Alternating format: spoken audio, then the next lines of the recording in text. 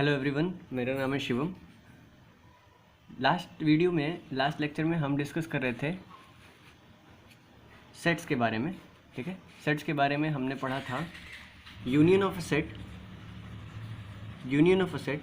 Intersection of a set,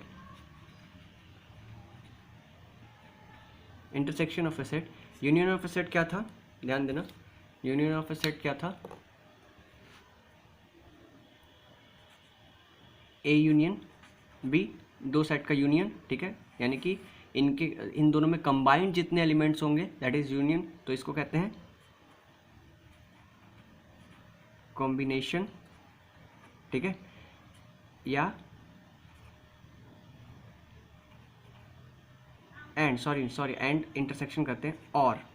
ठीक है, और यानी कि जो एलिमेंट होगा ना वो या तो ए में भी होगा या तो बी में होगा। ठीक है, तो दोनों का कंबाइंड, तो और जहाँ यूज़ हो मतलब कि यूनियन होगा। ठीक है, अब देखो इंटरसेक्शन में क्या था?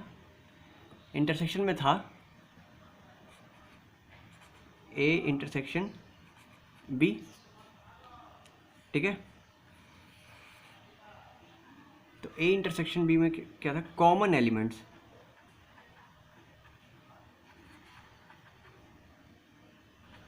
समझ में आ रहा है? कॉमन एलिमेंट्स जो होते हैं, कॉमन एलिमेंट्स से। ठीक है, और इसमें एंड था। ठीक है, अब देखो इनके लिए हम क्या लिख सकते थे? x such that x belongs to a और x बिलोंग्स टू b। ठीक है, ये कह सकते थे। और इसके लिए क्या कह सकते थे? x such that x belongs to a and x belongs to b। ठीक है, ये दोनों चीज़ कहा जा सकता था। ठीक है, इनके लिए कहा जा सकता था, नहीं कहते हैं। अब देखो एक चीज़ मैं तुम्हें समझाने की कोशिश कर रहा हूँ। ठीक है, वेन डायग्राम से समझेंगे पहले, उसके बाद फिर मैं थ्योरी समझाऊंगा। देखो डायग्राम से मान लो ये क्या है? Universal set. ठीक है, यूनिवर्सल। तो देखो मान लो ये हमारा यूनिवर्सल सेट है और ये है हमारा सेट ए। ठीक है, तो देखो ये हमारा था सेट ए। ठीक है, अब देखो सेट ए में जो एलिमेंट आते हैं तो आते ही हैं। अब देखो तुमने कभी ध्यान दिया है कि सेट ए के बाहर भी कुछ एलिमेंट्स आते होंगे ये। ठीक है,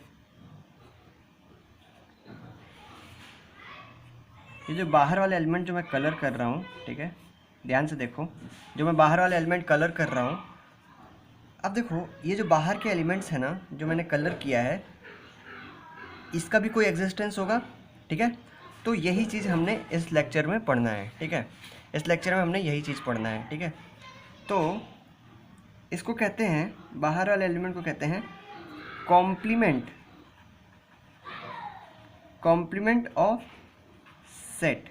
ठीक है, और आज हम यही टॉपिक पढ़ने जा रहे हैं, कॉम्प्लीमेंट ऑफ सेट। इस लेक्चर में हम यही टॉपिक पढ़ने जा रहे हैं, complement of set. This is denoted by A dash. ठीक है, ए डैश इससे डिनोट किया जाता है, यही एक इसका कॉम्प्लीमेंट होता है। अच्छा, क्या कहता है कॉम्प्लीमेंट ऑफ सेट? अगर हम थ्योरेटिकली बात करें,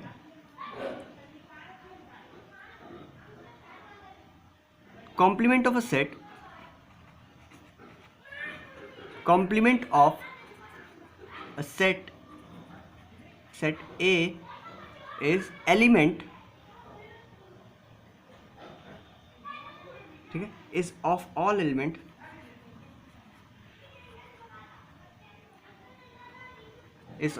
element of universal set। देखो सब यूनिवर्सल सेट का सभी element, all element of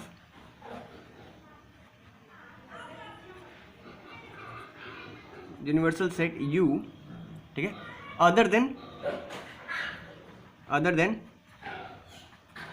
set ए को छोड़ करके सभी एलिमेंट। तो देखो complement of a set is of all element of universal set other than set A. तो सेट ए को छोड़ के सभी एलिमेंट, देखो यहाँ पे भी क्या किया मैंने, सेट ए को छोड़कर सभी एलिमेंट को इंक्लूड किया मैंने, यूनिवर्सल सेट के सभी एलिमेंट सेट ए को छोड़ के क्या कहलाते हैं, कॉम्प्लीमेंट कहलाते हैं। ठीक है, तो देखो एक एग्जांपल से समझेंगे। लेट्स सपोज कि हमारा यूनिवर्सल सेट है, ठीक है, यूनिवर्सल सेट है, क्वेश्चन देखना, let our universal set U is equal to 1 2 3 4 5 6 3 4 5 and 6, ठीक है, और सेट A कितना है, set A is equal to 2 and 3, ठीक है। तो देखो complement of A A dash is equal to क्या होगा, सेट A को छोड़ करके यूनिवर्सल सेट के सभी एलिमेंट्स, सेट A क्या है 2 और 3, तो A डैश क्या होगा 1 4 5 एंड 6, ठीक है। सेट A को छोड़ करके सेट यूनिवर्सल सेट के सभी एलिमेंट्स को लिख देंगे, वो हमारा होगा कॉम्प्लीमेंट सेट, ठीक है भाई। चलो इतना हो गया। अच्छा, अब मान लो तुमसे क्वेश्चन पूछा जाता इसी क्वेश्चन में कि सेट B दिया रहता, क्या B इज इक्वल टू 3 4 5, ठीक है, सेट A 2 3 और सेट B 3 4 5 दिया रहता, ठीक है। तो अगर हमें कहता निकालो सेट A डैश तो हमने निकाल दिया, B डैश निकालने के लिए कहेगा तो B डैश क्या आएगा, देखो A डैश हमने निकाल दिया, ठीक है, B डैश निकालने के लिए B कॉम्प्लीमेंट निकालने के लिए कहेगा तो क्या आएगा, 3 4 5 को छोड़ करके 3 4 5 को छोड़ करके 1 2 6 1 2 एंड 6, ठीक है, ये सभी एलिमेंट्स, ठीक है। तो देखो ये काम तो इजी है, ठीक है, कॉम्प्लीमेंट भी इजी है, इंटरसेक्शन भी इजी था, यूनियन भी इजी था, ठीक है। अब देखो आगे बढ़ते हैं, और क्या पढ़ना है हमें इसमें। मान लो हमें कहता है निकालने के लिए find A complement intersection B complement, तो A कॉम्प्लीमेंट देखो क्या आया है 1 4 5 6 और B कॉम्प्लीमेंट क्या है 1 2 6, तो इन दोनों में कॉमन एलिमेंट क्या है 6, तो क्या आ जाएगा 6 और क्या है 1, ठीक है, 6 और 1 जो है इन दोनों में कॉमन एलिमेंट है, तो A complement intersection B complement is equal to 1 6 या 6 1 कुछ भी लिख सकते हैं, इसमें ज़रूरी नहीं कि आप इंक्रीजिंग ऑर्डर में या डिक्रीजिंग ऑर्डर में लिखे, कुछ ज़रूरी नहीं है, ठीक है। तो देखो और मान लो हमें कहता है कि A यूनियन B लिखने के लिए कहता है, A union B is equal to क्या होगा बताओ, A यूनियन B क्या होगा, A के सभी एलिमेंट और B के सभी एलिमेंट, हाँ चीज़ें रिपीट नहीं होनी चाहिए, तो देखो A के सभी एलिमेंट क्या होगा 2 3, अब 3 इसमें भी आ रहा है तो 3 वापस से नहीं लिखेंगे 4 और 5, ठीक है, ये हो गया A यूनियन B, ठीक है ना, इजी है। चलो तो आगे बढ़ते हैं, इसकी कुछ प्रॉपर्टीज़ देखते हैं, कुछ इसमें हमें एक लॉ पढ़ना है, ठीक है। अब देखो मैं एक चीज़ तुम्हें सिखाता हूँ, क्या है कि कॉम्प्लीमेंट का कॉम्प्लीमेंट जो होता है ना वो सेट वापस से वही सेट, मैंने क्या कहा है, इसका मतलब क्या होता है कि मैंने कहा कि किसी सेट का कॉम्प्लीमेंट, ठीक है, किसी सेट का कॉम्प्लीमेंट क्या हो गया, किसी सेट का कॉम्प्लीमेंट हो गया all element other than set A, ठीक है। अब इसका भी कॉम्प्लीमेंट ले लिए तो ये सेट ए हो जाता है, ठीक है, तो इसको कहते हैं लॉ ऑफ डबल कॉम्प्लीमेंट,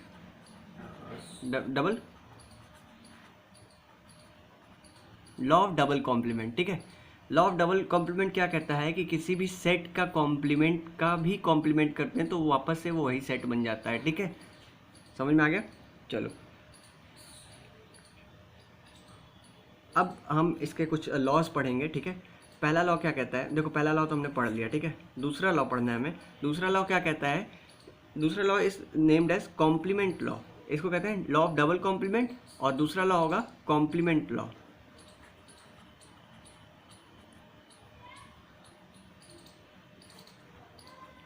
ठीक है। कॉम्प्लीमेंट लॉ देखो क्या कहता है, कॉम्प्लीमेंट लॉ कहता है हमें कि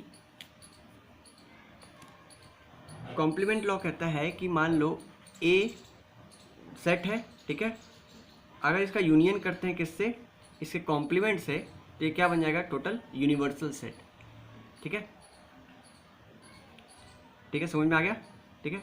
और क्या कहता है इसका सेकंड लॉ, ये कॉम्प्लीमेंट लॉ में फर्स्ट पार्ट तो ये कहता है कि ए, इसका एग्जांपल एक देख लेते हैं पहले, ठीक है। मान लो सेट ए कहता है ए इज इक्वल टू 1 2 3, ठीक है। और यूनियन सेट, यूनियन क्या है, 1 2 3 4 5 6 7 8, ठीक है। यूनियन है हमारा ये, यूनिवर्सल, सॉरी यूनियन नहीं, यूनिवर्सल सेट हमारा है 1 2 3 4 5 6 7 8, ठीक है। तो ए डैश कितना होगा, ए डैश होगा 4 5 6 7 एंड 8, ठीक है।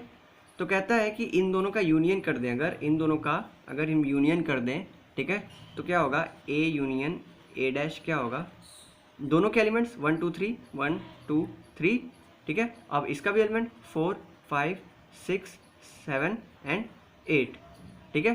तो देखो ये वापस से क्या बन गया, ये बन गया यूनिवर्सल सेट, ये वाला, ठीक है ना, बन गया ना। तो क्या कहने की कोशिश कर रहा था मैं कि दो सेट का मतलब एक सेट और उसके कॉम्प्लीमेंट का अगर हम यूनियन करते हैं तो हमें यूनिवर्सल सेट निकल के आता है, ठीक है। और अब देखते हैं इसका कॉम्प्लीमेंट सेट का ही दूसरा पार्ट, यानी कि कॉम्प्लीमेंट सेट और क्या कहता है, ठीक है। तो कॉम्प्लीमेंट सेट का ही दूसरा पार्ट देखो, ठीक है। कहता है कि अगर हम कॉम्प्लीमेंट किसी सेट को उसके कॉम्प्लीमेंट के साथ इंटरसेक्ट करेंगे तो क्या आ जाएगा, नल सेट, नल सेट, ठीक है। क्यों, इसी एग्जांपल से हम देखेंगे, ठीक है, प्रीवियस एग्जांपल से। तो देखो हमारा सेट ए में कितना था, 1 2 3, ठीक है, और सेट ए में कितना था, और सेट ए डैश में कितना था, 4 5 6 7 एंड 8। इंटरसेक्शन में हमने क्या पढ़ा है, इंटरसेक्शन में पढ़ा है कि कोई एलिमेंट जो कॉमन हो वो आता है इंटरसेक्शन में। तो देखो ए इंटरसेक्शन ए डैश क्या आ गया, इनमें कॉमन क्या है, 1 2 3 4 5 6 7 8, कोई कॉमन है इसमें, नहीं है, तो क्या हो गया, ज़ीरो, ज़ीरो हो गया ना। तो ए इंटरसेक्शन ए डैश क्या होता है, ज़ीरो होता है, ठीक है, यानी नल सेट होता है। चीज़ें समझ में आ गई, चलो अच्छा है। तो ये हमारा कॉम्प्लीमेंट लॉ था, डबल। अब देखो यहाँ पे मैंने अभी हमने क्या पढ़ा, डबल कॉम्प्लीमेंट लॉ, ठीक है, केवल कॉम्प्लीमेंट लॉ के दोनों पार्ट्स पढ़े हमने, ठीक है। अब हम पढ़ने जा रहे हैं, देखो ध्यान से थोड़ा इस चीज़ में ध्यान देना, क्योंकि अभी तक जो हमने पढ़ा ना वो उतना इंपॉर्टेंट नहीं था, वो ईजिली समझ में आने वाली चीज़ें थी, ठीक है। लेकिन अब जो हम पढ़ने जा रहे हैं और या अब जो हम पढ़ रहे हैं ना, ये ऐसी चीज़ें हैं जो एग्ज़ाम में ज़रूर से ज़रूर आती हैं। तो इस चीज़ पे ध्यान देना, इस चीज़ को अच्छे से फोकस करके पढ़ना, ताकि कोई भी क्वेश्चन तुमसे छूट ना पाए, ठीक है। तो देखो लॉ के बारे में सुना होगा, इस लॉ के बारे में, ये लॉ है D Morgan's law,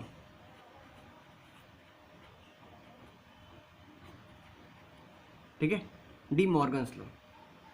D Morgan's law क्या कहता है, ध्यान से देखना, डी, इसके भी दो पार्ट्स हैं, इसके भी दो पार्ट्स डिस्कस करूंगा मैं, ठीक है। तो डी मॉर्गन्स लॉ क्या कहता है कि complement of union of two sets, ठीक है, कॉम्प्लीमेंट ऑफ यूनियन ऑफ, इसको लिख लेना, ठीक है, स्टेटमेंट लिख लेना। कहता है complement of union of two set is equal to the intersection of complement of these two sets, ठीक है। इसको मैं स्टेटमेंट भी लिख देता हूं, the complement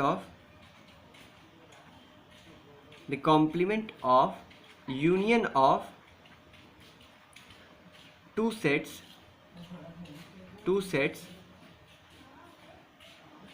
the complements of union of two set is the intersection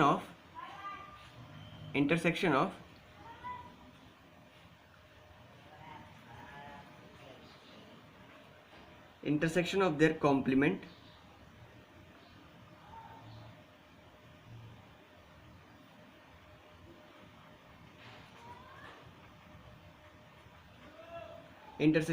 complement ठीक है, यानी कि the complement of union of two set is equal to the intersection of their complements. अच्छा, ये तो हो गया इसका फर्स्ट पार्ट, ठीक है।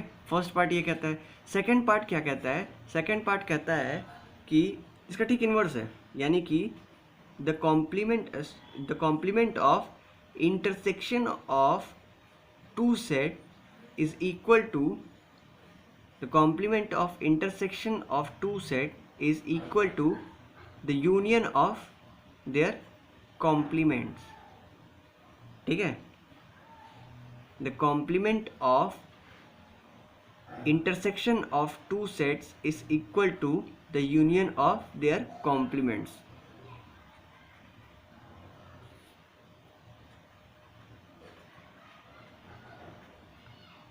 The complement of intersection of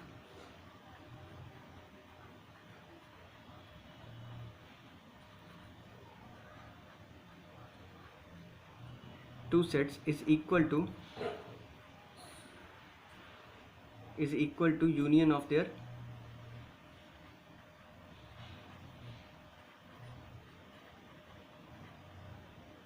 complements। Question करके इस पे बताऊंगा मैं तुम्हें कि कैसे इस पे क्वेश्चंस आते हैं और कैसे तुम्हें क्वेश्चंस इसके सॉल्व करने हैं, ठीक है। क्वेश्चंस का भी एक सेशन होगा, क्वेश्चंस का भी एक अलग से लेक्चर होगा जिसमें मैं सबके अलग अलग क्वेश्चंस बताऊंगा, ठीक है। और इसके साथ भी मैं एग्जांपल्स देता रहूँगा ताकि तुम्हें समझ में आ जाए। तो देखो अभी हमने कॉम्प्लीमेंट लॉ पढ़ा, उसका एग्जांपल दिया मैंने, कॉम्प्लीमेंट लॉ अच्छे से समझ में आ गया होगा। अब हमें समझना है डी मॉर्गन्स लॉ, ठीक है। एग्जांपल से समझेंगे डी मॉर्गन्स लॉ ताकि हमें बहुत ईजी हो जाए, ठीक है। देखना, तो देखो क्वेश्चन अपना यूनिवर्सल सेट दिया हुआ है क्या, 1 2 3 4 5 6 7 8 9, A is equal to 2 4 6 8 and B is equal to 2 3 5 7, ठीक है। तो देखो ए यूनियन बी क्या होगा, निकालो। ए यूनियन बी क्या होगा? A union B is equal to 2 common है दोनों में, 2 3 4 5 6 7 एंड 8, ठीक है। तो ए यूनियन बी ये हो जाएगा। अब ए यूनियन बी का इंटरसेक्शन क्या होगा? ए यूनियन बी का इंटरसेक्शन क्या होगा? तो देखो यूनिवर्सल सेट में कौन सा एलिमेंट इसके अलावा नहीं है? 1 और 9। तो ए यूनियन बी का इंटरसेक्शन होगा 1 एंड 9, ठीक है। अच्छा, ये तो हो गया हमारा लेफ्ट हैंड साइड। अब हम राइट हैंड साइड करेंगे, ठीक है। Left hand side is equal to 1 9। अब राइट हैंड साइड क्या है? अब देखो ए इंटरसेक्शन, एक complement of A is equal to क्या होगा, ठीक है, all the element other than set A, ठीक है। तो सेट ए को छोड़कर अब देखो कॉम्प्लीमेंट ऑफ सेट ए क्या हो गया, all the element other than set ए। देखो सेट ए में कितने 2 4 6 8 थे, सभी इवन नंबर्स थे, तो 1 3 5 7 एंड 9 ये आ गया कॉम्प्लीमेंट ऑफ ए। और कॉम्प्लीमेंट ऑफ बी क्या होगा? 2 3 5 7 तो सेट बी था, ठीक है। तो all the element other then 2 3 5 7 तो क्या होगा 1 4 6 8 और 9, ठीक है। ये सभी हो गया। तो अब देखो इन दोनों का इंटरसेक्शन, ठीक है। तो इसमें कॉमन एलिमेंट कौन कौन से आ रहे हैं? 1, ठीक है, और 9 आ रहे हैं। तो A dash intersection B dash is equal to, यानी A complement intersection B complement is equal to 1 and 9। दोनों में कॉमन एलिमेंट केवल 1 एंड 9 है, ठीक है ना।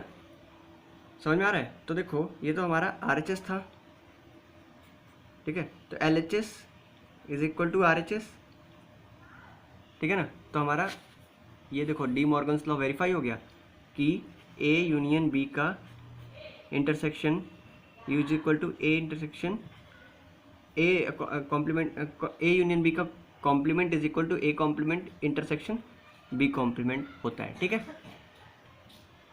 तो आगे पढ़ेंगे हम some practical problems on union and intersection of two sets, ठीक है। और इन सब चीज़ों को कंबाइन करके पढ़ेंगे हम अब, ठीक है, जिसमें बेसिकली हमारा क्वेश्चन आता है। तो मिलते हैं अपने अगले वीडियो में। Till then thank you.